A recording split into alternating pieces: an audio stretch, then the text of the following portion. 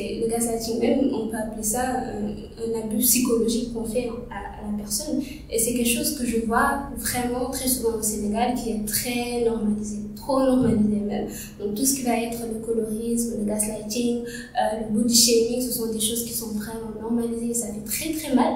Même, en fait, ça fait tellement mal qu'une fois j'ai fait un post donc parlons de ça, le body shaming, mais qui a complètement explosé, disons, ça a fait quand même 1000 et quelques likes et tout, 7000 vues, selon les statistiques que j'ai vues. Donc j'ai bien senti que les gens, ils voulaient qu'on en parle, ils voulaient qu'on sensibilise par rapport à ça, tellement les gens en ont marre.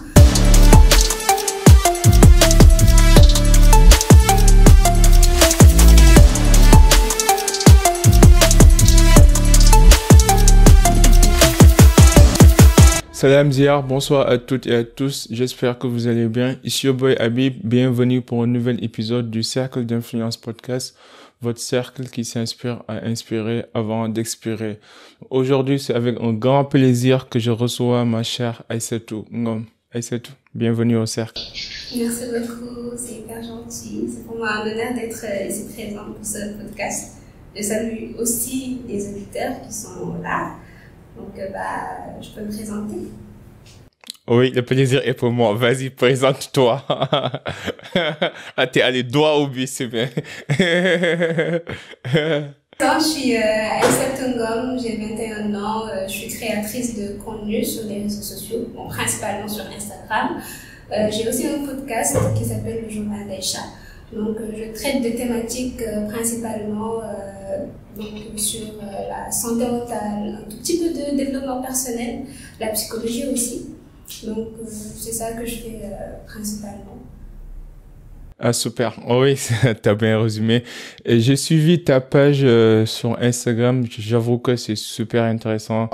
Tu traites pas mal de sujets relatifs à la sensibilisation par rapport à la santé mentale, que ce soit la dépression, fat shaming, gaslighting, ainsi de suite. Aujourd'hui, j'aimerais vraiment entrer en détail sur certains sujets que tu as déjà abordés à travers ton podcast et ta page Instagram. Par exemple, je vais commencer par les comportements toxiques. D'après toi, quels sont les comportements toxiques que tu as pu constater, surtout dans notre culture sénégalaise, parce que je pense que j'ai regardé une vidéo où tu abordais fat shaming ou gaslighting, et je pense que nous, parfois, en tant que Sénégalais, on a l'habitude de faire ou de dire des propos taquins ou dans le sens de taquiner, de blaguer, mais qui peuvent être d'une certaine manière insolente ou à la limite rabaissante, mais parfois on s'en rend pas compte, en fait, on les fait de manière non intentionnelle, mais quand même ça peut impacter les gens. Donc est-ce que tu peux nous détailler un petit peu les comportements toxiques que tu as pu observer sociétalement parlant et qui en fait pourront être sujet de dépression ou sujet de mauvaise estime de soi, quoi? Je dirais que ce que j'ai pu observer au fil du temps, au fil des années, donc dans la société sénégalaise, c'est comme tu l'as dit, le fat shaming, ou je vais dire le body shaming de façon générale. Il y a aussi le colorisme internalisé. Est-ce que tu peux définir ces termes-là pour les gens qui ne comprennent pas ce que ça signifie? Le body shaming, donc si je pourrais le définir de façon simple, c'est tout simplement le fait de rabaisser une personne en se basant sur ses caractères physiques. Donc, t'es trop grosse, t'es trop maigre, t'es trop ci, t'es trop ça. Donc, le body shaming, c'est ça. Le colorisme, donc, de façon générale, c'est défini tout simplement par le fait de définir une race, disons, ou bien une couleur de peau comme étant la couleur de peau supérieure parmi tant d'autres. Ça, c'est le colorisme de façon générale, mais il y a ce qu'on appelle le colorisme internalisé. Donc, que l'on voit ici au Sénégal, qui est le fait, par exemple, de privilégier, par exemple, ça se voit souvent chez les femmes. Donc, les femmes qui sont plutôt claires, quelque chose comme ça, on va plus les privilégier, on va dire qu'elles sont plus belles, tout ça. Et donc, on va détester sa peau noire, donc les femmes qui sont noires ou bien qui ont une peau très très très noirs. Ils vont commencer à se détester. Il y a aussi vraiment le body shaming aussi qui rentre dedans. Donc c'est un peu à la fois le colorisme et le body shaming d'une certaine façon, parce que déjà tu vas détester ton corps ou bien ta couleur de peau, parce que de gauche à droite on va te dire ah mais t'es trop noir, t'es trop ci, t'es trop ça, et donc on va croire que être res entre guillemets, être clair c'est mieux qu'être noir, ce qui est faux en fait. Oui, ouais. Qui est parfaitement faux. Donc le colorisme, c'est quelque chose qui, je peux dire, vraiment existe depuis pas mal de temps même, et je crois que d'après peut-être certaines recherches que j'ai pu faire, ça vient de la colonisation, de l'histoire coloniale qu'on a eue, tout ce qui a trait avec ça, l'esclavage et tout. Donc forcément il y a le racisme et tout ça. Donc d'une certaine façon on l'a internalisé, jusqu'à croire que avoir la peau blanche ou bien la peau claire c'est beaucoup mieux. Quand on a la peau claire ou bien la peau blanche, forcément c'est mieux que d'être noir, c'est qu'il faut quand même. Et donc de génération, un peu de génération en génération, c'est ça qu'on va internaliser, c'est ça qu'on va se passer, et on va croire que voilà, genre c'est pas bien d'être noir et tout. Donc ça va rentrer aussi dans le body shaming. Donc, on va dire ouais t'es trop noir, t'es trop ci, t'es trop ça. Après il va y avoir des trucs comme le fat shaming aussi, t'es trop grosse, quelque chose que j'ai pu vivre aussi personnellement quand j'étais beaucoup plus jeune, plus à l'école élémentaire. Ça je crois que c'était une partie de ma vie, vraiment j'ai vécu pas mal de traumatismes disons. Donc on faisait beaucoup de fat shaming, t'es trop grosse, Niel Boulao, petit téléphone. Ah ouais, on me traitait de tous les noms d'oiseaux. Et on va avoir en fait ces comportements de façon générale, on va croire que voilà, c'est juste pour rire, alors que ça a un impact vraiment grand sur l'estime de soi de la personne principalement. Ça peut même porter à la dépression pour certaines personnes. Donc personnellement, de mon expérience, je peux dire que ce fat shaming là que j'ai vécu et tout, ça a cassé complètement mon estime de moi en fait. Alors que j'étais encore très jeune, c'est là où même quand tu es enfant, c'est là où tu découvres un peu la vie, c'est là où tu évolues et tout. Mais enfin, c'est comme si on m'avait pas donné chance quoi, de développer mon estime de soi. Genre, vraiment, j'étais beaucoup harcelée, c'était le fat shaming et tout. J'avais aussi, de gauche à droite, des camarades de classe aussi qui se faisaient harceler de par leur apparence physique. Ouah, t'es trop noire, t'es comme ci, t'es comme ça. Tu vois, même si, bon, on peut dire, ouais, mais c'était juste des enfants, mais quand même, même enfants ou pas, un comportement toxique reste toxique no matter what. Donc, peu importe qui a ce comportement-là, ce ne sont pas des choses qui sont acceptables. Donc, en grosso modo, je crois que c'est ça que je vois le plus dans la société sénégalaise. Il y a aussi le gaslighting. Donc, le gaslighting, c'est tout simplement faire douter à la personne, bien disons à la victime, sa propre perception de la réalité. Donc, c'est comme, par exemple, une personne, par exemple, je me dispute avec une amie. Et cette amie-là, elle vient, elle me dit, ouais, c'est tout, tu m'as fait ci, tu m'as fait ça, je suis en colère, je suis pas contente et tout. Après, je me dis, moi, je t'ai jamais fait ça, de toute façon. Qu'est-ce que tu dis, qu'est-ce que tu racontes, ça c'est de refouler la patate chaude, quoi. Voilà, exactement. Donc, c'est refouler complètement, faire culpabiliser l'autre, refouler lui donner tort en fait sur sa propre perception de la réalité et tout. Donc ça c'est quelque chose qui est souvent vu. Donc c'est le gaslighting même, on peut appeler ça un abus psychologique qu'on fait à la personne. Et c'est quelque chose que je vois vraiment très souvent au Sénégal qui est très normalisé, trop normalisé même. Donc tout ce qui va être le colorisme, le gaslighting, le body shaming, ce sont des choses qui sont vraiment normalisées. Ça fait très très mal. Même en fait ça fait tellement mal que une fois j'ai fait un post. Donc parlons de ça, le body shaming, mais qui a complètement explosé, disons. Ça a fait quand même 1000 et quelques likes et tout, 7000 vues, selon les statistiques que j'ai vues. Donc j'ai bien senti que les gens, ils voulaient qu'on en parle, ils voulaient qu'on sensibilise par rapport à ça, tellement les gens en ont marre. Ils en ont marre. Et pourtant, ce sont des comportements toxiques.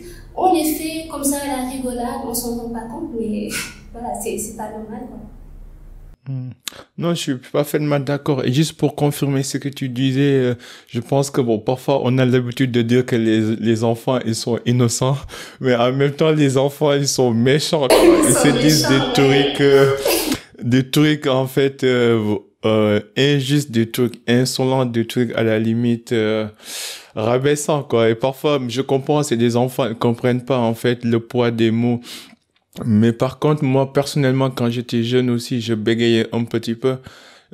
Et bon, je bégayais pas un petit peu. Non, je retire ce que je viens de dire. Je bégayais trop, quoi. Et du coup, quand j'étais aussi à l'école coranique ou à l'école alimentaire, j'ai beaucoup souffert de ça. Et ça a vraiment, en fait, impacté mon estime de soi et ma perception de soi. Et peut-être l'une des raisons pour laquelle j'ai décidé de me mettre même devant la caméra ou de travailler sur ma prise de parole en public, c'était forcément, bon, probablement c'était pour, en fait, faire montrer aux autres que j'ai fait le travail profond nécessaire et que d'une part aussi je voulais en fait démontrer à moi-même que je suis capable d'évoluer, de changer. Donc c'est un peu complexe parce que un truc positif, donc je veux dire un truc négatif peut être à la fois une source de motivation pour certains et une source de fardeau pour d'autres. Comme on dit, quoi. Par exemple, il y a cette fameuse anecdote de l'enfant qui voyait son père alcoolique. Il a grandi en se disant que jamais je serai un alcoolique parce que j'ai vu mon père quand il était alcoolique, il frappait ma mère, il était violent. Il y a aussi son frère aussi qui a grandi dans cette même condition, mais qui est devenu un alcoolique parce qu'il a voulu en fait ressembler à son père. Donc, la perception des uns et des autres, ça diffère d'une personne à l'autre.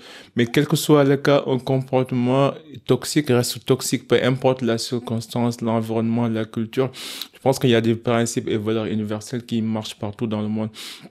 Et du coup, en plus de ce que tu viens d'expliquer, quels sont les signes d'une faible estime de soi? Je pense que, au moins toi, tu étais consciente de cette réalité, du fait que cela a impacté ton estime de soi. Mais je pense que parfois, au Sénégal ou de manière générale, il y a des gens qui vivent avec un certain traumatisme, mais ils sont même pas conscients de cela. Des gens, ils l'ont refoulé au plus profond de leur être et ils savent même pas que leurs actions et leurs réactions sont conditionnées par leur passé. Donc, quels sont les signes pour les gens qui sont moins conscients ou qui sont moins qui font moins d'introspection, de pouvoir identifier ces signes d'une faible estime de soi et de pouvoir travailler dessus? Question très intéressante. J'aimerais commencer par définir à peu près ce qu'est l'estime de soi. Ouais. C'est tout simplement l'opinion qu'on a de soi, l'image qu'on a de soi-même. Donc, je me rappelle, il y a une fois, j'ai fait un épisode de podcast qui parlait de ça. Enfin, je crois que c'est l'un des premiers épisodes que j'ai fait de la personne. Enfin, j'ai demandé à un coach, donc un conseil. J'ai demandé quelque chose, voilà, enfin, un peu sentimental. Je lui ai dit, je crush sur un gars, mais je me sens pas assez bien pour lui. So, il m'a dit vraiment quelque chose qui m'a marqué. Il a dit, ok, peut-être tu te sens pas bien pour lui, mais est-ce que toi, tu te sens bien pour toi? Est-ce que toi, tu es assez bien pour toi? Et je crois que, en fait, ça résume tout, en fait, de ce que représente l'estime de soi. C'est vraiment se poser la question, est-ce que moi, je me sens assez bien pour moi-même? Donc, l'estime de soi, c'est l'image que tu vas avoir de toi-même. Et donc, c'est cette image-là qui va influer de certaines façons comment tu te comportes envers toi-même et comment tu te comportes envers les autres. Donc, parmi les signes d'un manque d'estime de soi, il y a l'auto-sabotage. Donc, le fait, par exemple, que tu vas constamment put yourself down, tu vas constamment vraiment te dire des méchancetés. Donc, ce qu'on appelle le negative self-talk. Tu vas te dire des choses méchantes, tu vas te dire, ah, mais toi, t'es pas capable, t'es pas assez ci, t'es pas assez ça. Ce sont des choses que tu vas internaliser. Parce que, justement, tu as ce manque de confiance en toi.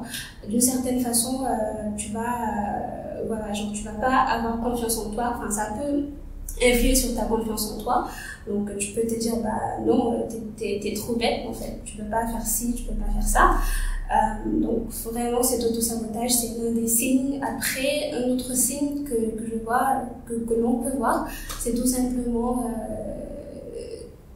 cette insécurité qu'on va avoir vis-à-vis des autres. C'est-à-dire, on peut être facilement envieuse des autres.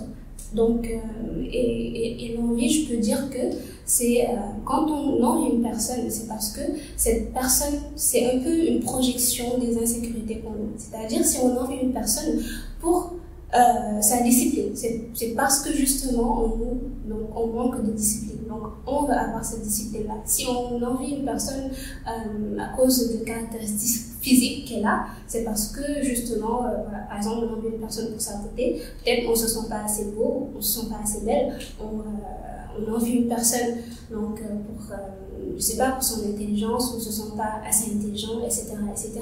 So, je crois que vraiment ça peut, voilà, il y a l'auto-sabotage, il y a ça, il y a cette envie-là.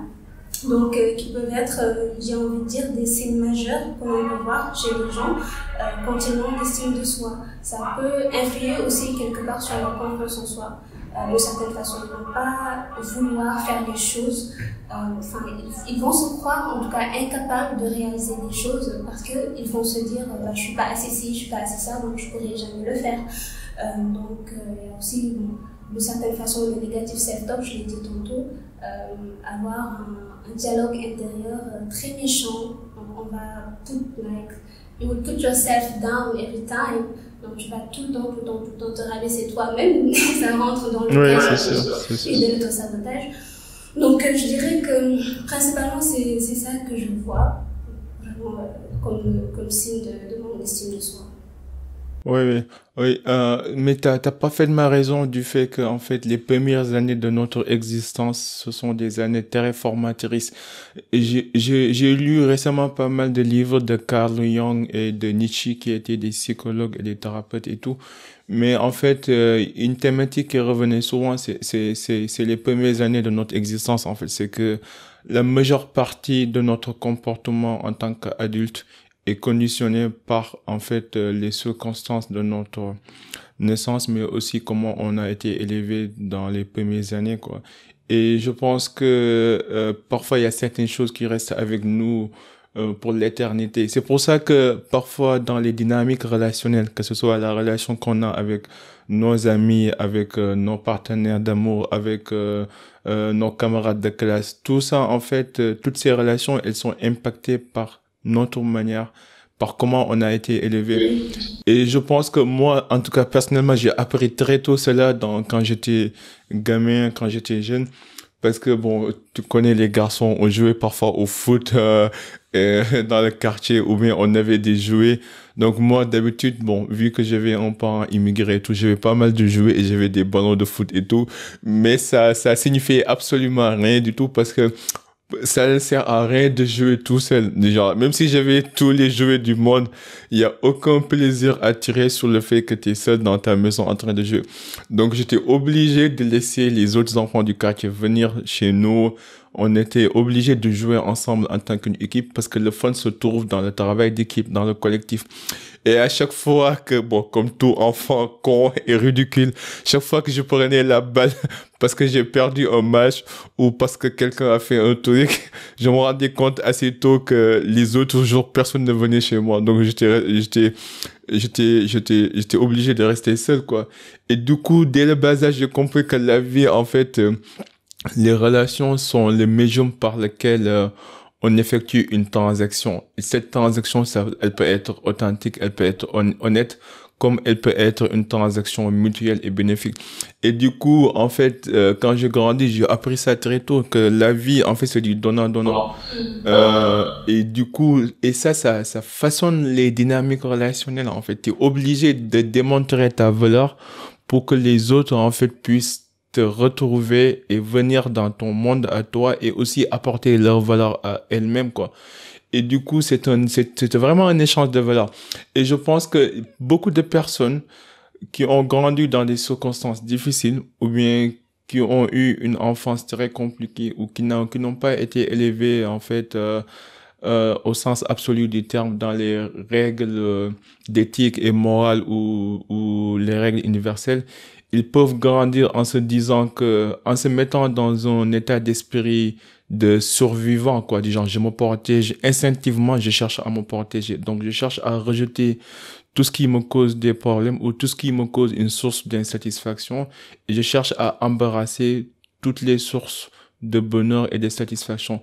Sauf que parfois, ces sources de bonheur peuvent être toxiques pour toi et pour ton avenir et pour ton futur idéal.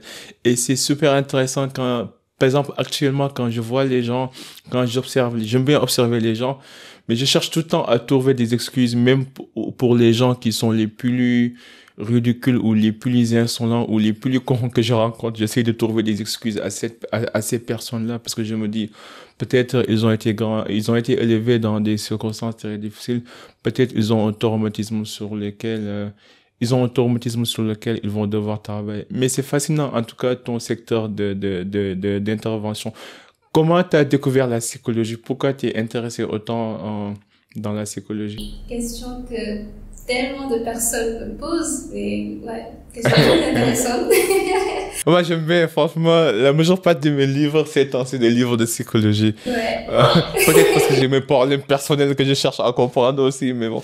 Cette question, elle est légitime. Bah, je peux dire que ça part d'une histoire personnelle pour ma part. Donc, comme j'ai pu le dire tantôt, à l'école élémentaire, à l'école primaire, c'était à ce stade-là de ma vie où j'ai vécu quand même pas mal de choses assez traumatisantes qui, aujourd'hui m'ont forgé, alhamdoulilah. Mais voilà, j'ai traîné quand même assez longtemps beaucoup de choses toxiques en moi, justement à cause de ces choses vécues à l'école élémentaire. Je peux dire que je suis une personne introvertie, maintenant je le sais. Avant, je ne le savais pas. Donc, j'étais plutôt une personne introvertie et il est connu que les personnes introverties sont un peu des gens qui aiment leur paix intérieure de façon générale, qui sont un peu privés. Mais ça ne veut pas dire que ce sont des gens qui détestent les gens, bien, ça ne veut pas dire qu'ils sont autant quoi que ce soit dans le genre. C'est juste que, voilà, ils aiment être un peu dans leur petite bulle et tout, tu vois. Et ça posait problème déjà aux maîtresses qui peinaient à me comprendre, tu vois. Elle n'était pas du tout patiente à mon égard. Donc, elle voulait me forcer à m'ouvrir aux autres, ce que je voulais pas. Je voulais faire les choses, enfin, je voulais que les choses se fassent naturellement. Mais de toute façon, ça m'a pas vraiment aidé parce que mes camarades de classe et tout ne me comprenaient pas aussi, ne comprenaient pas ce côté introverti que j'avais. Donc, j'avais beaucoup de mal à m'ouvrir en société, j'avais beaucoup de mal à m'ouvrir aux autres, à me faire des amis. À la récréation, je me rappelle, du préscolaire jusqu'en CM1, quelque chose comme ça. Chaque récréation, j'étais tout le temps tout seule, assise au banc, avec mon goûter. Voilà, je jouais avec personne. C'est seulement en CM2 que j'ai commencé un peu à m'ouvrir et tout. Mais avant ça, j'étais vraiment tout le temps dans mon coin. Disons que le milieu scolaire, c'était un milieu qui me stressait énormément, disons, et donc j'étais tout le temps en état de survie, appelons-le ainsi. Donc, quand tu rentres pour la première fois à l'école, c'est un tout nouvel environnement pour toi, même quand tu es enfant. Pour un enfant, c'est un tout nouvel environnement parce que durant quasi toute ta vie, tu habites avec papa et maman. Après, un jour, du jour au lendemain, on vient te dire. Ouais, on te jette dans la gueule du loup, quoi. Et donc, selon les enfants, certains vont s'adapter plus ou moins vite, tu vois. Certains, au début, ils peuvent être un peu réticents et tout. Après, ils vont s'adapter, ils vont s'épanouir. Moi, je faisais pas du tout partie de ces enfants-là. Je me sentais pas du tout épanouie dans mon milieu scolaire. J'étais H24 stressée, H24 truc. Donc, ça a encore plus, disons, rendu cette carapace-là d'introversion plus dure, disons. Donc, j'étais tout le temps tout seul, tout le temps dans mon coin. Et donc, je me sentais comme une alien. Je me sentais vraiment incomprise. Et donc, en grandissant, j'ai voulu comprendre tout ça. J'ai voulu comprendre pourquoi pourquoi je me sentais incomprise, pourquoi j'avais tant de mal à ouvrir aux autres, pourquoi les autres aussi me percevaient négativement, pourquoi ils ne m'aimaient pas, pourquoi ils n'aimaient pas ma personnalité, etc., etc. Et c'est là où, étant une personne curieuse, j'ai fait mes recherches par-ci par-là et j'ai découvert que wow, j'étais introvertie et qu'il n'y avait absolument rien de mal dans l'introversion, que c'est un trait de personnalité tout simplement. Donc soit tu es introverti, extraverti ou ambiverti, c'est quelque chose, disons, qui est génétique d'abord, et après il va y avoir des facteurs environnementaux qui vont jouer sur ça, sur cette introversion ou cette extraversion-là. Ton vécu et tout, ça peut jouer sur ça. Et disons, c'est quelque chose, disons, que voilà, dès que c'est en toi, c'est fini. Donc quand tu es introverti, donc tu nais introverti, tu meurs introverti, tu nais extraverti, tu meurs extraverti. Changer de l'état. Mais je pense que tu peux changer entre les deux. Au moins, tu peux apprendre à assimiler les caractéristiques de l'autre. Par exemple, moi, de nature, je suis un introverti qui a appris à être extraverti. C'est ça. C'est-à-dire que l'introversion et l'extraversion, c'est jamais figé. C'est-à-dire que tu peux osciller d'un extrême à l'autre, en fait. Tu vois? C'est-à-dire que c'est comme la description qu'on a fait d'un trait de personnalité. Donc, le trait de personnalité, c'est quelque chose de plus ou moins stable. Donc, l'introversion, c'est un trait de personnalité, disons, c'est comme le bois, par exemple. Donc, le bois, on peut en faire une table, on peut en faire une porte, on peut en faire, par exemple, je sais pas, une étagère. Donc, c'est quelque chose qu'on peut modeler, mais la matière en soi reste quoi? C'est du bois. Voilà. Donc, pour l'introversion, c'est exactement ça. C'est-à-dire que tu es introverti, mais tu veux développer en toi des compétences, disons, d'extraversion, donc des compétences sociales. Tu peux apprendre à être un peu plus équilibré dans ton introversion. Pour l'extraverti aussi, c'est la même chose. Donc, personne n'est fondamentalement extraverti, n'est fondamentalement introverti.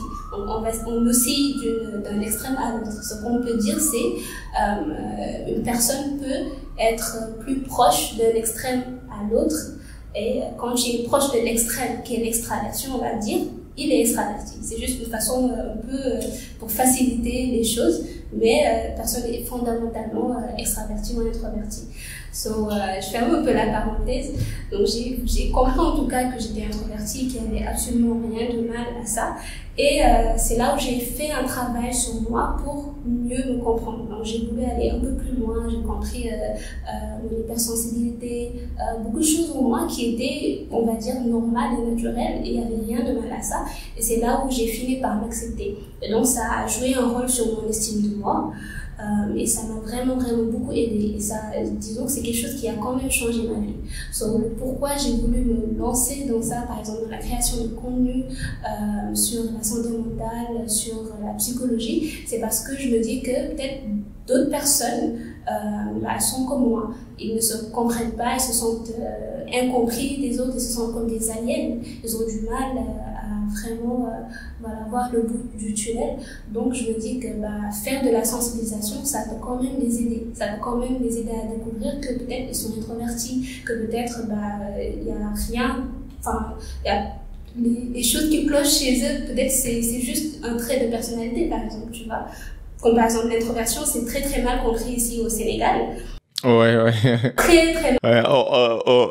À la limite, t'es considéré comme quelqu'un de bizarre, comme quelqu'un de socialement bizarre. C'est ça, tu vois. Et donc, moi, personnellement, c'est quelque chose que je vis presque chaque jour, même quand j'étais à l'école de formation. Donc, certains m'ont taxé de hautaine, quelque chose comme ça, parce que j'aimais juste être un peu dans mon coin et tout, alors que bon, c'est pas le cas, j'aime juste... Ça, c'est mes confrères sénégalais. Hein. Du genre, si t'es correct et que tu prends soin de ton corps et que t'es toujours bien habillé, ils vont te dire que qui dafa toubabé. Exactement, c'est ça. Si t'es dans ton coin et que tu ne te mêles pas dans les affaires des autres, on va te dire que lui, il se croit en fait supérieur de tout le monde. En fait, tu peux pas survivre ou tu peux pas te préserver des critiques des uns et des autres parce que quoi que tu fasses, tu l'auras, ces critiques, tu les auras, c'est sûr. Exactement. Pour moi, je me suis sentie tellement incomprise que je voulais inciter en fait donc les gens à mieux se connaître et à se dire bah moi je suis normale, j'ai pas à changer en fait pour une autre personne. J'ai vu des gens dire bah moi je suis introvertie, bah je veux pas être introvertie, je veux devenir extravertie, alors que tu peux être introvertie et développer des compétences extraverties sans pour autant avoir à te changer complètement pour les autres. Tu vois, ça c'est une des choses, disons, que je déteste le plus, c'est-à-dire qu'une personne qui vienne changer complètement qui elle est juste pour se faire accepter en société ou quoi que ce soit dans le genre. On peut en fait évoluer. Donc pour moi, j'ai ce problème par exemple avec avec le mot changer, parce que beaucoup vont dire ouais, on peut changer l'introversion et tout, ou bien on peut changer son trait de personnalité. Pour moi, le mot changer, c'est comme par exemple, je sais pas, tu prends une bouteille d'eau, donc c'est là, tu enlèves cette bouteille, tu remplaces quelque chose à la place. Tu vois, alors qu'il y a certains traits de personnalité, disons, qui sont ancrés en la personne, qui ne changent pas véritablement, mais qui peuvent évoluer. Donc c'est en ça que... Oui, je préfère le mot évoluer ou grandir que le mot changer, parce que bon, quand tu grandis, c'est la même personne, mais qui évolue, qui grandit, mais quand tu changes, tu te dénatures, tu vois. C'est différent. C'est différent, voilà, c'est ça que je veux en fait. Je veux inspirer les gens à ça. C'est pour ça que je me suis lancée dans la création de contenu sur la santé mentale, sur le développement personnel, sur la psychologie, pour inciter les gens à mieux se connaître eux-mêmes, à s'accepter eux-mêmes, à s'affirmer eux-mêmes, affirmer leur personnalité, leur identité, et aussi sensibiliser aussi à propos de la santé mentale, qui est quand même, disons-le, qui est tabou ici au Sénégal, pour permettre que de plus en plus de gens ils soient au courant de ça, ils soient au courant de termes comme le body shaming, comme le fat shaming, voilà, tout ce qui est autour de ça. Oui, je pense que tu l'as bien résumé, et c'est une mission qui est très noble, et c'est fou, quoi. J'ai reçu pas mal de personnes, mais à chaque fois, en fait, je me rends compte que ce sont nos problèmes que nous avons vécu, que nous avons affronté, qui deviennent après, en fait, notre raison d'être, entre guillemets. Je pense que d'une part, si tu fais tout ça, c'est pour aider les gens, mais aussi pour faire sorte qu'on ait moins de souffrance, surtout de souffrance inutile dans ce monde. Parce que tu te dis, j'ai traversé ce moment, j'ai appris, j'ai développé des outils, et je vais partager ces outils pour les gens qui sont en train de traverser la même chose que j'ai traversé. Et je pense que c'est important de faire ce partage. Et c'est ce que je dis à tout le monde, quoi. Parfois, je reçois des messages de gens qui me disent, j'aimerais en fait trouver ma raison d'être ou ma mission sur Terre. Et je leur répète tout le temps la même chose. C'est facile, en fait. Commence d'abord par résoudre tes problèmes. Regarde autour de toi. Fais-toi une introspection. Dis-toi, OK, quels sont les problèmes actuels que je rencontre dans ma vie? Et fais tout pour les résoudre, en fait. Va chercher du mentoring, du coaching. Va lire des livres. Va chercher des lettres. Va parler avec des gens. Et à travers ce processus de changement et d'évolution, tu verras qu'en fin de compte, tu vas t'en sortir grandi, tu vas t'en sortir en fait en tant qu'une personne beaucoup plus mature, beaucoup plus consciente, et en fin de compte, tu pourras partager cette expérience avec les autres. C'est pour ça que je dis aux gens, en fait, moi je peux la faire. Je suis comme vous, hein, comme tout le monde, j'ai des problèmes, j'ai mes moments hauts et bas, mais je peux faire affronter la galère, affronter les intempéries de la vie, et puis sortir de cette expérience et venir raconter ce que j'ai vécu, que de dire, je me sens un peu dans des pépins, j'ai des problèmes, et de crier à l'aide à tout le monde. Je pense que, bon, là, je juge pas non plus, les gens sont différents, mais bon. Mais je pense que moi, personnellement, c'est ça mon habitude. Peut-être c'est pour ça que je souffre plus que les autres, parce que j'ai du mal à demander de l'aide, ou bien je demande de l'aide tardivement, mais bon. En tout cas, c'est important de connaître ces dynamiques, de connaître ces routines et ces habitudes pour pouvoir, en fait, s'inspirer des uns et des autres aussi, quoi. J'aimerais aussi poser une question sur la dépendance affective. Je pense que tu as fait une vidéo sur ça. Est-ce que tu peux développer, en fait, les incompréhensions qui existent autour de la notion de dépendance affective? Intéressant. Donc, je vais commencer par la définition, tout naturellement. Donc, la dépendance affective, c'est tout simplement, de façon terre à terre, laisser son estime de soi dépendre d'une autre personne. Ça peut être un membre de la famille, ça peut être un ami, ça peut être un partenaire amoureux. Donc, toute notre estime de soi va dépendre de comment la personne va nous percevoir de la vie qu'elle a de nous. Donc, certains même vont aller jusqu'à dépendre de la vie de l'autre personne quand il s'agit de prendre des décisions par rapport à leur bien-être, par rapport à leur vie de façon générale. Donc, ces personnes-là vraiment vont être extrêmement attachées donc, à cette personne envers qui ils ont cette dépendance affective-là, au péril de leur bien-être, au péril de leur mental, au péril de leur santé, tout simplement parce qu'ils ne veulent pas être laissés, disons, quasi toute leur vie tourne autour de cette personne-là. Sans cette personne, ils n'arrivent pas à s'aimer, ils n'arrivent pas à, disons, être heureux, ils n'arrivent pas à s'épanouir de façon générale. C'est ça. Donc, j'ai remarqué qu'il y a une certaine incompréhension vis-à-vis de la dépendance affective. Parce que je vois, j'ai vu donc sur les réseaux sociaux, parce que je scrolle parfois comme ça, des personnes qui disent ouais, je viens de rompre avec mon petit ami, je viens de rompre avec ci, avec ça, bien une personne avec qui on a eu, je sais pas, 7 ans d'amitié, maintenant c'est fini, je suis triste, ça fait quelques semaines maintenant que je suis triste, et les gens vont répondre, vont dire bah ouais, t'es dépendant affectif. Moi je me dis que non, pas forcément. C'est-à-dire que on a trop cette notion de la dépendance affective. On croit que forcément, si par exemple, je sais pas, on rompt avec quelqu'un, forcément, on est triste, c'est la dépendance affective. Non, c'est un sentiment naturel déjà de se sentir triste, par exemple, quand on rompt avec une personne, ou bien quand on rompt une relation peut-être qui était importante pour nous, qui était chère pour nous. Ça, c'est pas, disons, de la dépendance affective. Donc, ça peut être naturel. En fait, ça peut être un indice de dépendance affective, c'est vraiment, on est obsédé, entre guillemets, par la personne. C'est-à-dire que dès que c'est fini avec la personne, on ne vit plus. C'est-à-dire, il y a plus autre chose, en fait, qu'on peut faire à part être en lien avec cette personne, discuter avec elle. À part cette personne, disons, on n'a pas de vie, on n'a pas de centre d'intérêt, etc., etc. Là, on peut parler de dépendance affective. Mais si tu as peut-être d'autres intérêts dans ta vie, d'autres choses à gérer, et que peut-être la relation elle se termine et que tu ressens de la tristesse, cette tristesse ne signifie pas forcément que tu as de la dépendance affective.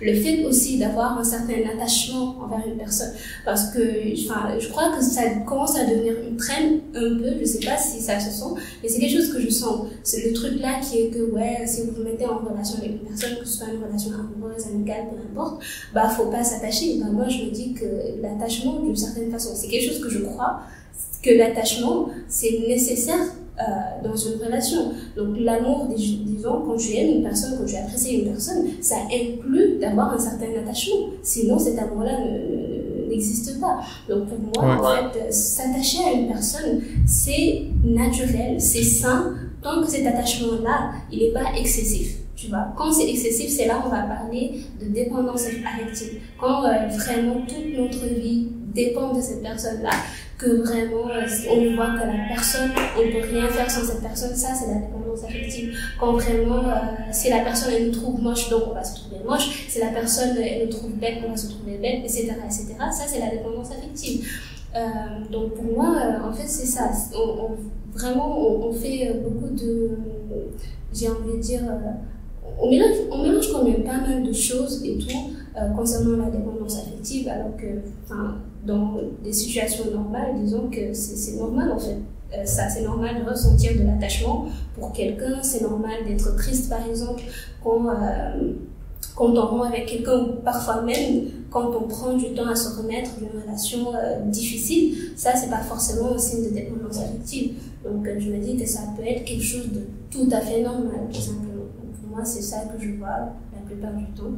Oui, t'as raison. En même temps, il y a deux types d'attachement. Il y a un attachement sain et un attachement toxique. Et je pense que tant que ça reste un attachement sain, ce n'est pas de la dépendance affective. Par exemple, en tant qu'être humain, c'est normal qu'on donne plus de poids et de valeur aux critiques, par exemple, de nos parents et de nos sœurs, parce que ce sont des gens qui nous connaissent, qui nous ont élevés, qui nous entourent et qui connaissent en fait notre personnalité. Mais par exemple, moi, si je scrolle sur Instagram et que je vois un commentaire négatif, j'ai rien à foutre, en fait, parce que je suis en train d'être jugé par quelqu'un qui ne connaît absolument rien de moi. Donc, comme disait Les Brown, quoi, faut pas laisser les opinions des autres vous définir. Donc, il faut choisir vraiment, en fait, je pense qu'on vit dans un monde où tout le monde porte ses haut-parleurs et tout le monde essaye de faire porter son message. L'essentiel, c'est de ne pas se perdre dans ce charabia-là. C'est d'identifier ses sources principales d'information, mais surtout aussi ses sources principales de critiques constructives, quoi. Moi, j'ai un réseau d'amis proches et de famille à partir desquels je suis prêt à recevoir une critique constructive parce que je sais que c'est des gens qui me veulent que du bien, qui connaissent fondamentalement et foncièrement qui je suis et qui aimeraient me voir améliorer. Et tout ce qui sort de leur bouche, je pense ça comme quelque chose de valeureux. Mais par contre, quand t'as allé à vouloir, en fait, à force de vouloir plaire tout le monde, on finit par se détester, quoi. Ça, c'est impossible. Tu peux pas être aimé et apprécié par tout le monde. Même ton partenaire, ta femme, tu vas pas l'aimer tout le temps, quoi. Je suis pas marié, mais j'en connais quelque chose. Et c'est ça le contrat du mariage, en fait. Et même d'une relation, c'est de se dire que, bon, de temps en temps, on va se haïr, mais personne n'a le droit de quitter parce que sur le long terme, on va finir par trouver la solution. C'est de grandir et de s'ouvrir sur et aux autres, c'est important, quoi. Et du coup, l'autre question que je voulais te poser, ça tourne autour de la paix intérieure. Je sais que ça devient quelque chose de plus en plus rare, la paix intérieure, surtout avec l'avènement des réseaux sociaux, le fait que les gens se comparent des uns et des autres, se comparent aux uns et aux autres, le fait qu'il y a trop de vie artistique apparente qui est loin de la réalité, qui font que parfois on a des idées ou des scénarios ou des espérances ou des attentes à la limite illusoires.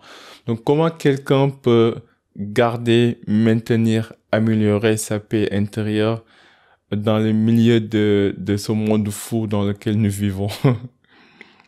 Comme tu l'as dit, le milieu des réseaux sociaux, par exemple, donc les réseaux sociaux, disons que c'est un monde virtuel qui n'existe pas réellement, mais on en a fait notre réalité.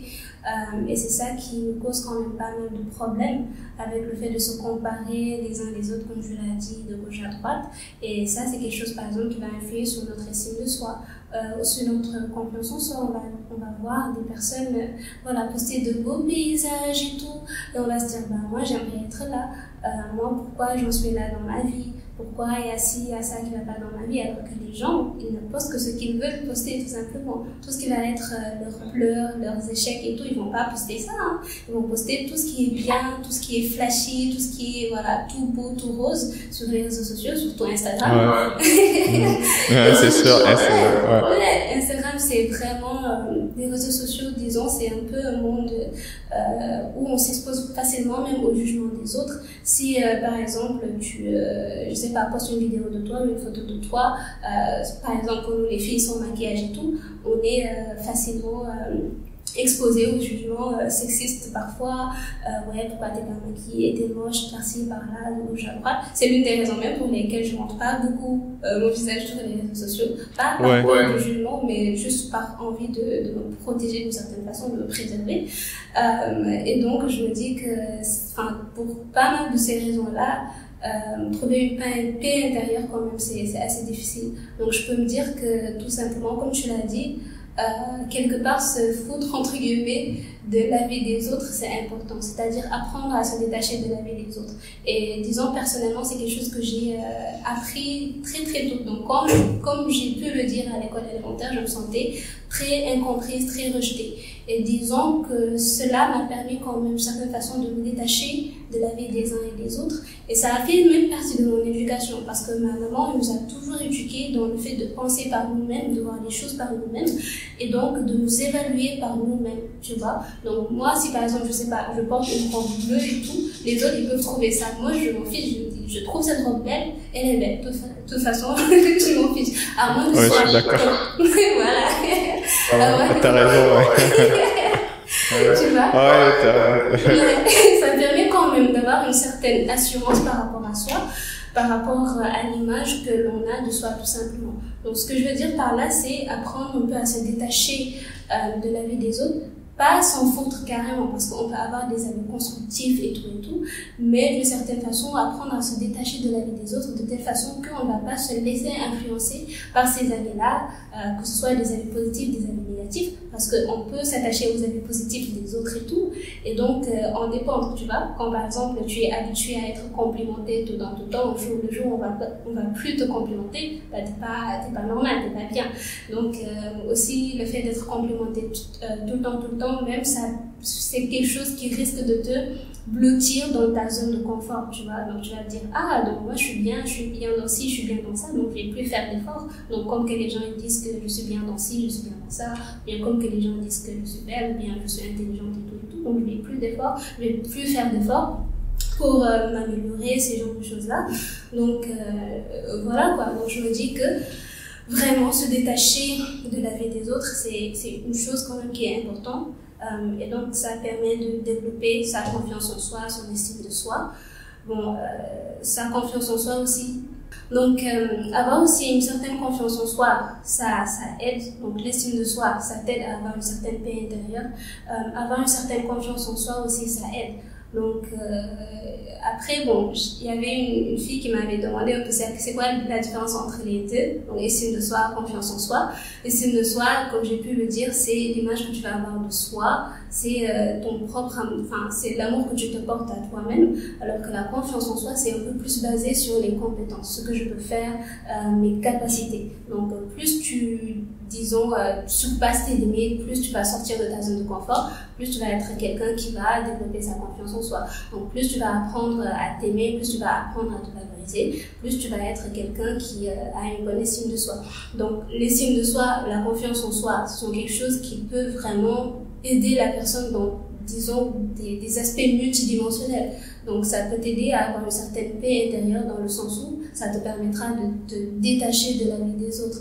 Et donc j'ajouterais même que dépendre de la vie du créateur, parce que moi, disons, c'est quelque chose, c'est la chose qui m'aide le plus, donc dépendre de la vie du créateur. Quand je sors, donc j'ai un certain accoutrement, donc je me dis, est-ce que qu'est-ce que Dieu pense de moi, donc par cet accoutrement? Est-ce que c'est quelque chose qui plaît Dieu? Est-ce que c'est quelque chose qui lui déplaît?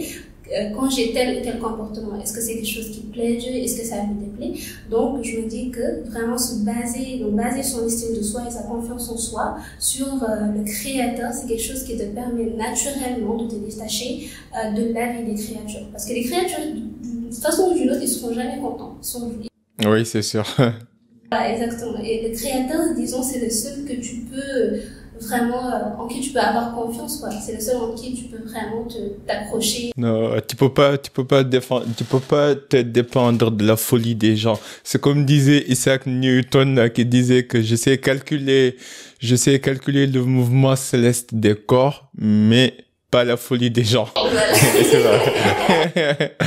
Les gens, ils sont fous de chez fous, wallah. Ouais, la folie de l'humain est infinie, comme l'autre le disait, Einstein. Mais bon, après, si l'univers est infini ou non, il y a débat. Mais bon, bref, je disais que la paix intérieure, pour moi, c'est ça, apprendre à se détacher de la vie des autres, se détacher des créatures et plus s'attacher au créateur. Pour moi, c'est un peu ça, en fait. La paix intérieure. Oui, je pense que tu as parfaitement raison. Et pour la dépression, bon, moi j'ai un avis ambivalent avec la dépression. Parfois, je me dis que c'est légitime. Parfois, je me dis que c'est juste des termes qu'on colle sur des sujets qui ne sont pas forcément légitimes. Par exemple, je donne un exemple concret. Si, par exemple, tu fais de ton mieux et que tu te donnes à fond et que malgré tout, tu vois pas les résultats que tu souhaiterais avoir, et que tu te mets dans une phase où tu te dis, bon, je renonce, je ne peux plus, et que tu tombes dans une phase dépressive où tu as envie de rien faire, là, je peux comprendre parce que tu as déjà, en fait, fait le travail nécessaire, tu t'es donné à fond, et là, tu as du mal à à aller le bout, t'as du mal à voir le bout du tunnel.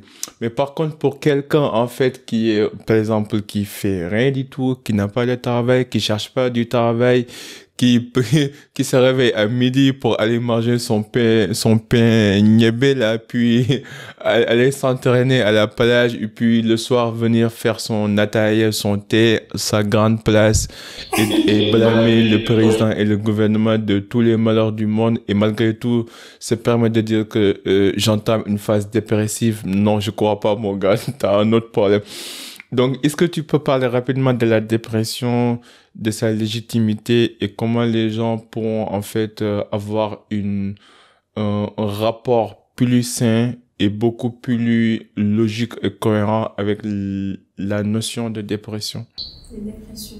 Donc, personnellement, j'aimerais pas trop m'étaler dans ce qui est légitime, ce qui n'est pas légitime dans la dépression, parce que pour moi, toute dépression en soi est légitime, parce que la dépression, c'est une maladie mentale, disons. Après, les causes de cette dépression, c'est plus complexe, parce qu'il n'y a pas qu'une seule chose qui peut causer une dépression. Les psychologues, ils disent que la dépression peut avoir une provenance génétique, c'est-à-dire que certaines personnes dans leur génétique peuvent avoir une prédisposition à cette dépression-là, c'est-à-dire que ça peut être des personnes naturellement très anxieuses, des personnes qui facilement se tournent vers le côté positif, le côté négatif plutôt des choses. Et quand tu es un peu ce type de personne-là, dès qu'il va y avoir une inconvenance dans ta vie, tu peux sombrer dans la dépression très rapidement.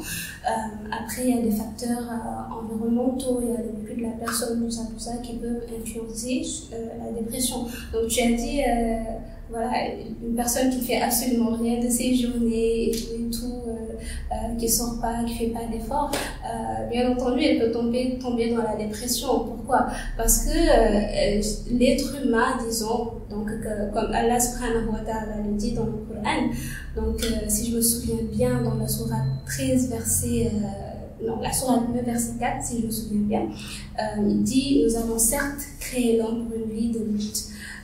De cette façon, on peut comprendre qu'on est un peu sur cette terre pour morfler. On est un peu sur cette terre pour... Oui, c'est comme le verset qui dit لَقَدْ خَلَقْنَا الْإِنسَانَ فِي كَبَدٍ. On a créé l'humain dans la souffrance. Et je pense que quand tu entends ça et que tu l'acceptes au plus fond de toi-même et que tu te dis on est là pour souffrir, je pense que il te faudra plus pour tomber dans cette phase dépressive, en fait, que des petites choses. En fait, quand j'utilise le mot légitime, c'est pas dans le sens où je suis en train de nier la souffrance de qui que ce soit. C'est plus dans le sens où que on est là pour souffrir. Ça, on est tous on est tous d'accord sur ça. Et que personne n'a dit que la vie serait facile. Ça aussi, on est tous d'accord avec ça. Donc, fondamentalement, quand tu commences, par exemple, imagine si tu dois voyager d'un point A à un point B, et que dès le départ, ton guide te dit, je te garantis que le chemin, ça va être compliqué, ça va être parsemé d'embûches, ça va être la galère absolue, préparez-vous. Donc, si on te dit ça dans la tête, c'est comme les gens qui prennent les pirogues, en fait, pour rallier l'Europe. Ils sont conscients du risque qu'ils prennent et ils savent que ça va être difficile. Donc, quelque part, mentalement, ils sont préparés à ça. Et donc, ils vont pas tomber, en fait, dans la dépression à la moindre rencontre avec la souffrance ou avec la galère. Mais je pense que parfois, les gens, ils ont cette tendance à dire qu'une vie réussie est une vie exempte de toute souffrance et de toute galère, alors que non, une vie réussie est une vie, en fait, est une vie composée de sacrifices et de souffrances utiles qu'on consent pour une cause noble, mais aussi pour une cause qui va non seulement nous bénéficier, notre famille, mais aussi l'humanité de manière générale.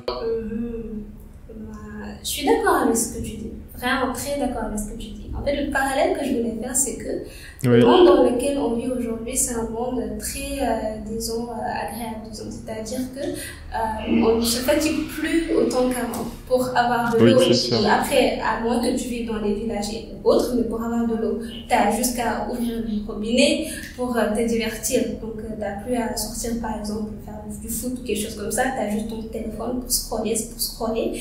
Et donc, en fait, on a développé un style de vie où on est un peu bloqué dans, comment ça s'appelle déjà, dans l'aisance, tu vois.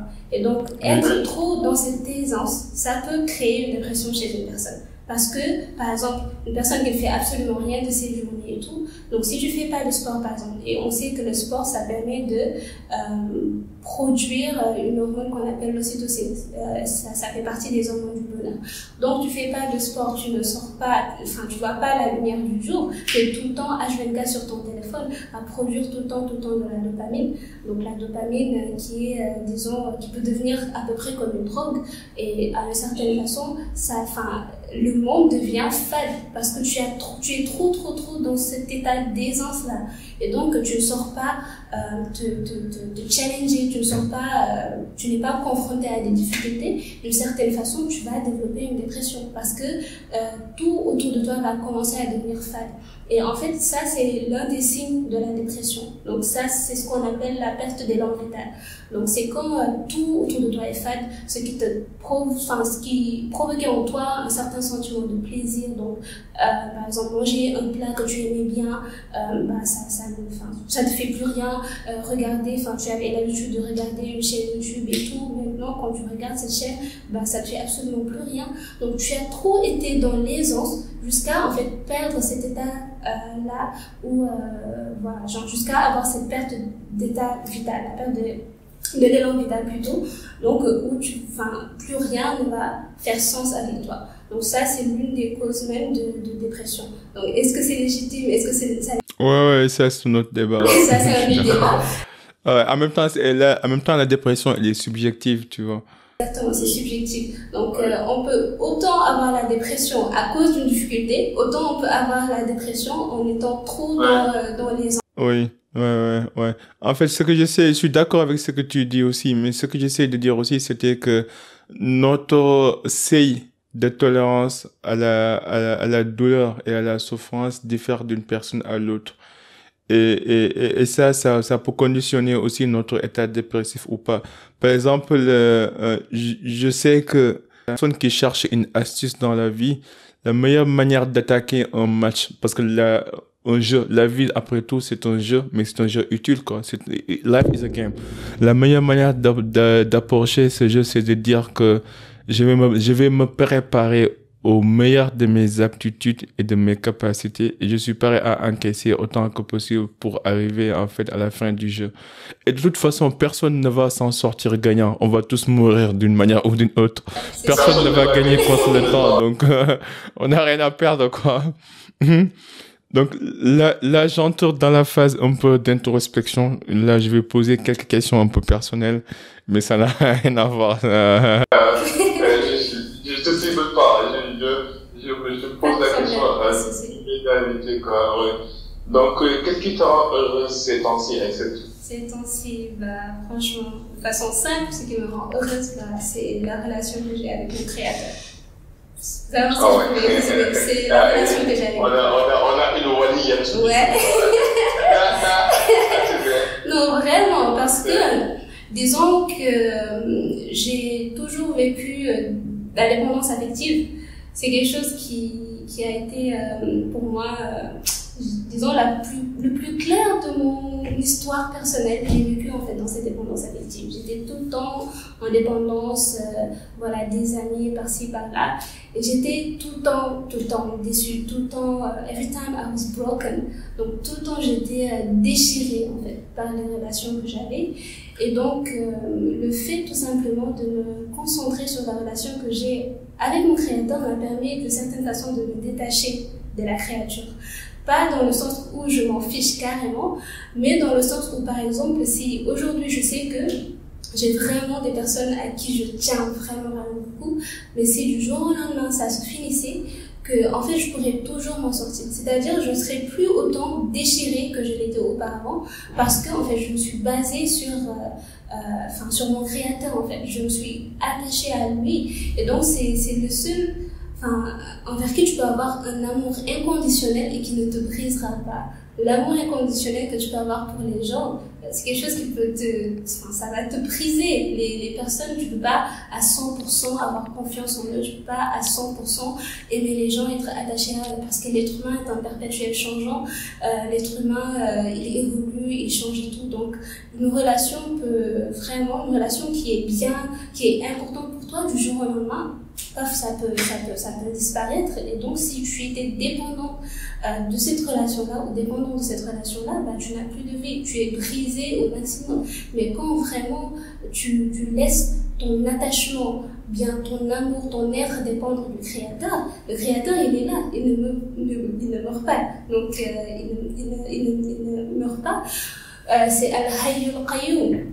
Donc c'est lui qui est le premier, c'est lui le dernier, donc il sera toujours là, c'est le seul en fait qui est stable, disons. Donc si tu bases ton amour sur lui, c'est quelque chose qui vraiment te nourrira. Donc je dirais que l'amour que j'ai pour lui, c'est quelque chose qui me nourrit intérieurement, qui me permet de me sentir heureuse et épanouie et qui me permet par exemple lors de mes difficultés de positiviser. Donc surtout ce verset 5 de la sourate 94, je crois que c'est quelque chose qu'on va tout le temps répéter, mais c'est profond ça. À côté de la difficulté, il y a certes une facilité. C'est quelque chose qui, avant, quand j'étais plus jeune, je comprenais pas, mais quand tu grandis, tu mûris un peu, tu comprends un peu, voilà, tout simplement le fait que cet attachement que tu as envers ton Seigneur, la confiance que tu vas avoir envers lui, ça te permet que, par exemple, pour les difficultés, c'est comme si tu escaladais une montagne. Ça ne rend pas la montagne plus petite, mais ça rend l'escalade plus agréable, plus facile. Et pour moi, en fait, je me dis que si vraiment on faisait un peu plus attention à notre religion, je crois que ça aurait tellement eu de changements positifs dans nos vies de façon générale. Mais malheureusement, on est beaucoup à mettre notre religion entre parenthèses, mais si vraiment on se concentre pour aimer notre Créateur at its fullest, je crois que c'est là où on se sent le plus épanoui. Je dirais que c'est le Créateur qui m'intéresse. Ah, c'est bien dit, hein, c'est bien dit. J'ai rien à rajouter. Bien dit. T'es une vraie waliyato, alors. N'oublie pas, en tout cas, ne m'oublie pas dans tes prières, c'est sûr. L'autre question, c'est que as-tu une peur ou une insécurité que tu essaies de combattre, de conquérir? En ce moment, comme tu le sais déjà, j'ai déjà ma page Instagram. Donc, j'ai ce qu'on appelle le syndrome de l'imposteur, qui est le fait de ne pas te sentir assez légitime dans ce que tu fais. Donc, je me suis lancée dans ça. Vers fin 2019, comme ça, j'avais créé le compte, mais j'ai commencé à le développer assez récemment. Et donc, quand vraiment, j'ai eu quand même un nombre assez conséquent d'abonnés en assez peu de temps, et ça m'a mis une sorte de pression, tu vois. Beaucoup de personnes venaient me dire, ouais, tu es mon psychologue, tu es ma psychologue et tout. Et ça m'a tellement dérangée que j'ai mis sur mon profil, pas une psy, juste une hijabi, donc qui partage sa passion. Parce que j'avais tellement peur de mal faire les choses, j'ai toujours cette peur de partager des informations peut-être qui sont fausses, des informations qui sont erronées. C'est pour ça que rien que pour faire un post, je fais énormément de recherches, je regarde si les sources sont fiables, je fais hyper attention à ce que je fais, mais j'ai toujours ce syndrome de l'imposteur, comme quoi je suis pas assez légitime parce que moi-même je suis pas psychologue, moi-même je suis pas professionnelle dans ça, et c'est quelque chose qui me fait très peur. C'est pour ça que je me mets quand même pas mal la pression dans tout ce que je fais, dans les choses que je partage. Je fais attention vraiment à faire beaucoup de recherches, à faire attention aux sources et tout et donc j'ai cette pression là. J'ai cette pression aussi de me montrer, disons, forte, parce que beaucoup de gens viennent me parler de leurs soucis, de leurs problèmes. Hello Aïcha, il y a ceci, cela qui se passe dans ma vie, est-ce que tu pourrais me conseiller? Et je les conseille. Et alhamdoulilah, ça se passe plutôt bien pour la majorité des cas. Mais il y a toujours cette petite part de moi qui me dit tu dois être forte, tu dois être forte, tu dois être forte. Tu n'as pas droit à l'erreur.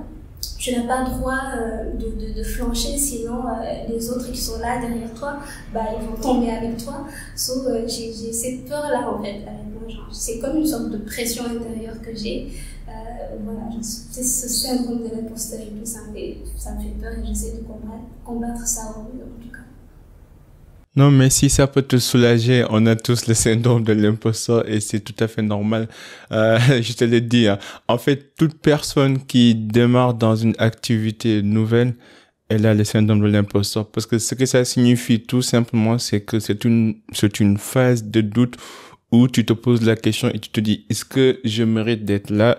Est-ce que j'ai tous les outils et toutes les ressources nécessaires pour pouvoir faire ce travail au meilleur de ma capacité et de mes aptitudes?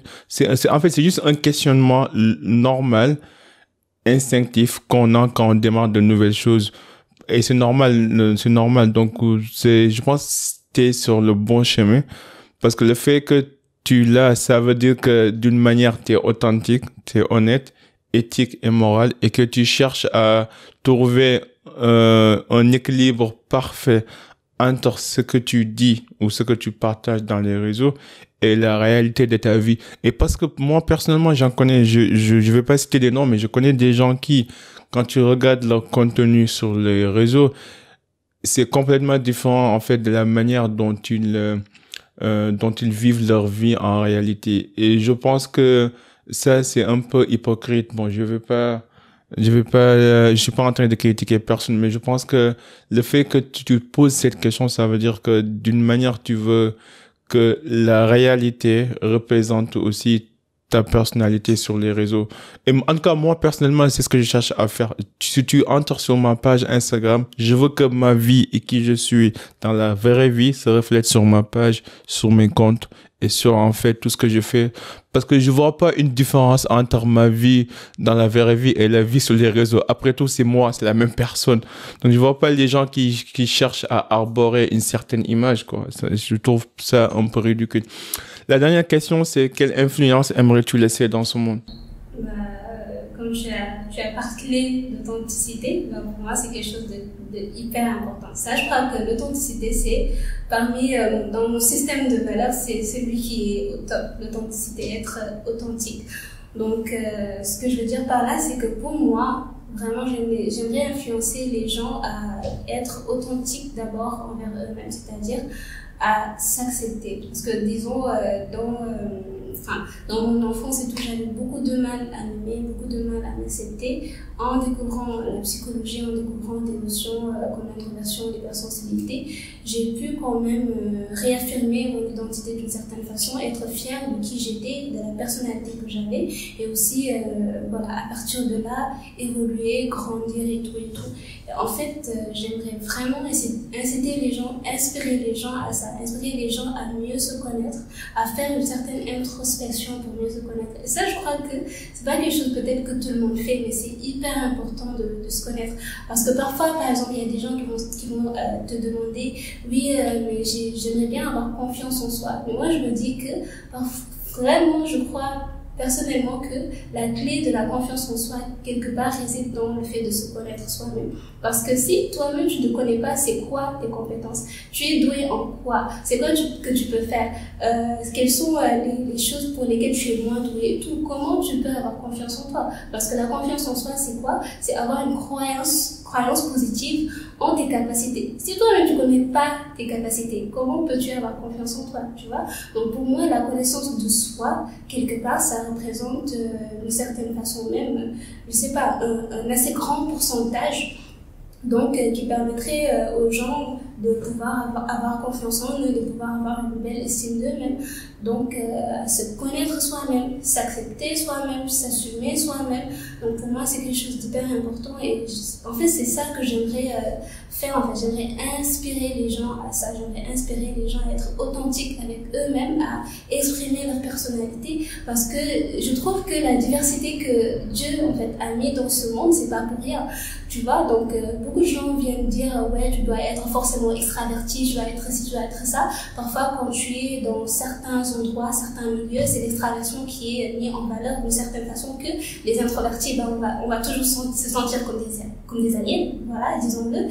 Et donc, je me dis que d'une certaine façon, si on apprenait un peu à s'accepter avec nos différences, à apprécier la diversité qui est déjà là, présente, je crois que voilà, ça rendrait peut-être le monde meilleur. C'est comme ça que je vois les choses. Je suis peut-être un peu utopique, rêveuse. Non, t'as bien résumé. En tout cas, Aïssatou, merci beaucoup. Mais je pense que, comme disait, il y a une citation qui dit, les années nous révèlent ce que les jours ne savent pas, mais je pense que t'as un bel avenir devant toi. Merci beaucoup. À ton âge, t'es super mature, tu sais ce que tu veux et tu apportes déjà ta pierre à l'édifice. Donc, je te souhaite le meilleur au monde et si jamais je peux être utile, n'hésite pas, on est là pour ça.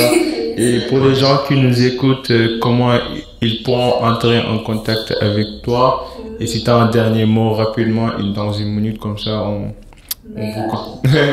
Bon, ils peuvent me contacter via Instagram, je suis très active là-bas. J'ai aussi un mail, donc contact psycho@gmail.com. Psycho, c'est comme le username. Psychopathe. Voilà. Psycho. J'ai fait un beau jeu de mots. Donc, ils peuvent me contacter via mail, via Instagram, je suis là-bas très active. Donc, ouais, ce sont ces deux canaux-là où on peut me contacter.